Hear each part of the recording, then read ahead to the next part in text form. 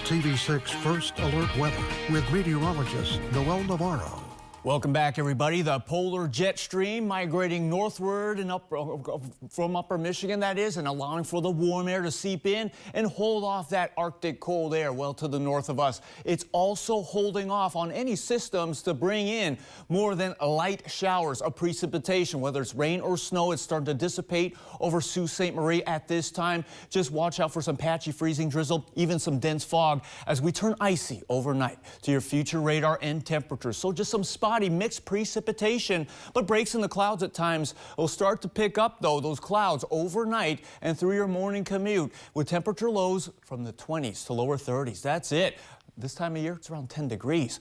But as we roll through Wednesday, by noon, the clouds start to break up and temperatures getting to 40 and higher for some areas, not just along the interior, even along the Lake Superior shoreline, Lake Michigan shoreline. Sunshine by your Wednesday afternoon, high temperatures getting to that 50-degree mark. I think a few spots along the interior can get to the mid-50s for Wednesday afternoon. We get to the end of Wednesday, temperatures still just above freezing. How about that? Except for some areas up in the Keweenaw and along the Lake Superior shores. We're going to watch out just for a few showers, whether it's going to be that wintry mix or rain for Thursday. Future visibility, just first alerting you to that visibility dropping below a quarter of a mile at times from that dense fog through your morning commute. So just slow on down. Low beam headlights. We'll expect visibility to improve tomorrow afternoon. Wind gusts for the next 7 days. Well, they do start to pick up over the weekend, but even before Friday, on Thursday, north through easterly winds, they'll start to gust at 25+ miles per hour ahead of what's to come from the Central Plains. A Central Plains system, the hook from Colorado east and head towards upper Michigan,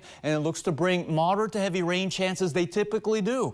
Those systems also cause tornadoes out in the Tornado Alley. That's why we call it that. But for upper Michigan, we're going to look at a few thunderstorms, and this is the long-range model. There's a possibility of ½ an inch or more rainfall, but as we get closer, it could be even higher numbers, so stay tuned for that. Just prevent snowmelt flooding. Do so safely around your home, around your neighborhood, especially the ice dams that could develop around the roofs there. So be careful for these next several days. It's going to be quite the stretch. And as for snow depth, this forecasting that 2 inches plus of snow will be lost due to the melt on these 50-degree days with sunshine. However, out in the shade, could be lucky. A saving grace. Keweenaw County, here's the latest snowfall data for the season. 290 inches, just over that. Also, Great Lakes ice. Great Lakes ice total ice cover is 56%, but as we continue to warm up, just be careful out there on unstable ice. And of course, the ice thickness, if it's 2 inches or less, keep off. I've got the DNR's ice safety tips on our website under our forecast and our web story. Your 7-day forecast on Sunday,